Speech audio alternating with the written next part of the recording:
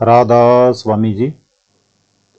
आज के सत्संग की बानी स्वामी जी महाराज जी की है। सत्संग के वचन, जाके हृदय गुरु प्रतीति, काल कर्म बा से नहीं जीती। जो गुरु पर भरोसा रखता है, गुरु के साथ प्यार करता है और गुरु के हुक्म के मुताबिक कमाई करता है, उसे ना तो जमों का डर है जो जान निकालते हैं और ना उसे धर्मराही हिसाब मांगता है। शिष्य की मौत के वक्त कभी जमदूत नहीं आते, सतगुरु आता है और अपने साथ ले जाता है।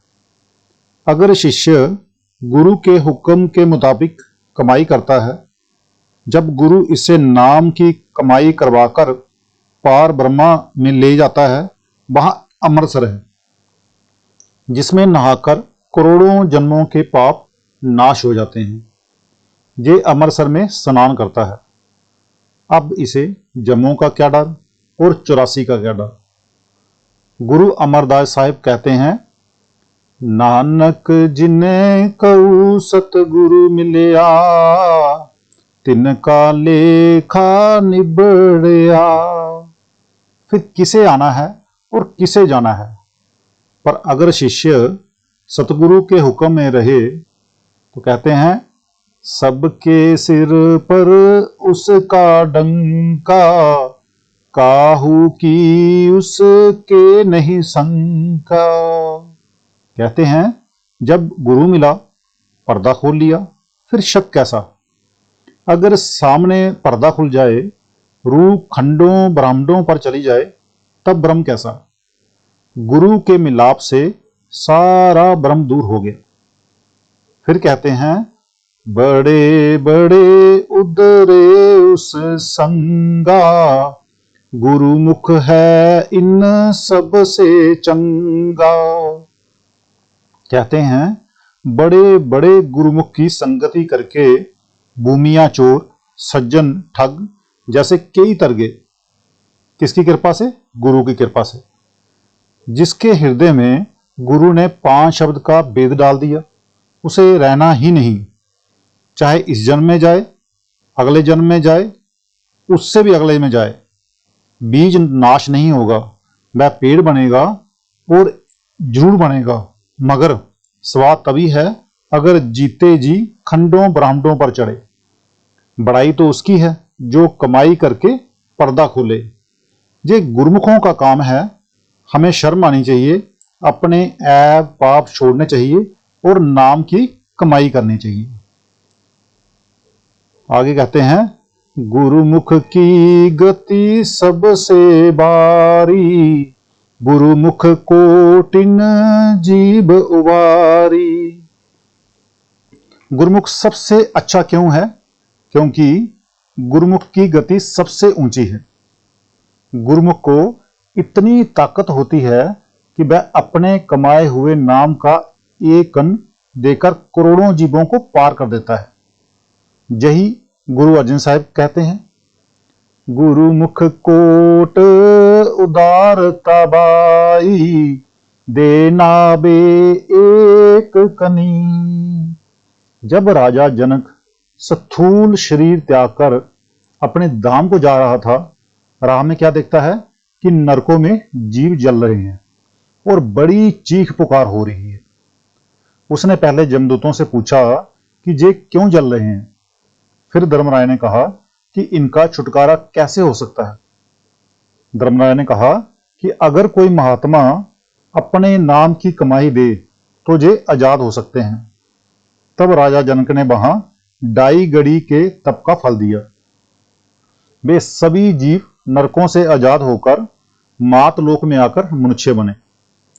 तुलसी साहब कहते हैं, धन धन राजा जनक है, जिन सुमिरन किया विवेक।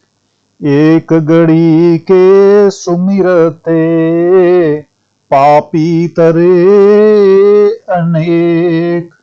राजा जनक जोगेश्वर था, ज्ञानी था, मगर आगे क्या कहते हैं, ऐसा सुमिरन जानी के, संतन पकड़ी टेक। कि जो कायदा राजा जनक का था वह संतों का नहीं। संतों का तरीका बड़ा ऊंचा है। गुरु साहिब का क्या तरीका था? नानक सुमिरन सार है, बिसरे गड़ी ना एक।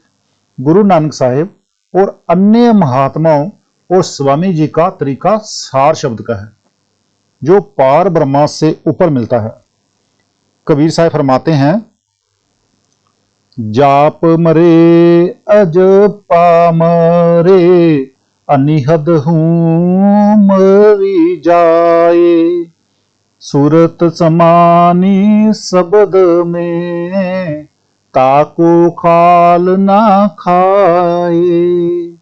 आप कहते हैं कि इसे चाहिए कि ये शब्द के साथ नाता जोड़ दे। अगर नाम लेकर रख छोड़ा तो क्या फायदा?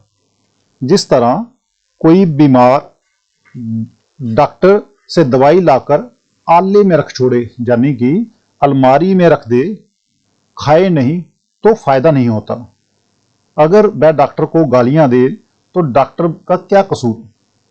कसूर उसका अपना है। कई सत्संगी शिकायत करते हैं कि नाम लिए 20 साल हो गए, अंदर एक भी चिंगारी दिखाई नहीं देती। दिखाई किस तरह दे? हृदय में तो बेटे बेटियों का प्यार भरा हुआ है, काम क्रोध आदि डाकू बस रहे हैं, नाम कहां खड़ा है? जब तक इन सबको निकालकर नाम ना जपे कुछ भी नहीं बनता। सुथरा एक फकीर हुआ है, किसी ने उससे पूछा कि घर की छत किस तरह खड़ी रहती है? कहता है, खंभों के जरिए। इसी तरह हमें नाम का खंभा लगाना है। हम अपने आप को कभी इल्जाम नहीं देते, बल्कि हमेशा दूसरों पर इल्जाम लगाते हैं। हालांकि कसूर हमारा अपना है। जब तक ये अपने आप पर इल्जाम नहीं लेता, इसका बनता कुछ नहीं। जो दूसरों पर इल्जाम लगाते हैं वे खाली आए और खाली ही चले गए। तो आज का सत्संग इतना ही। मिलते हैं कल के सत्संग में। राधा स्वामी जी।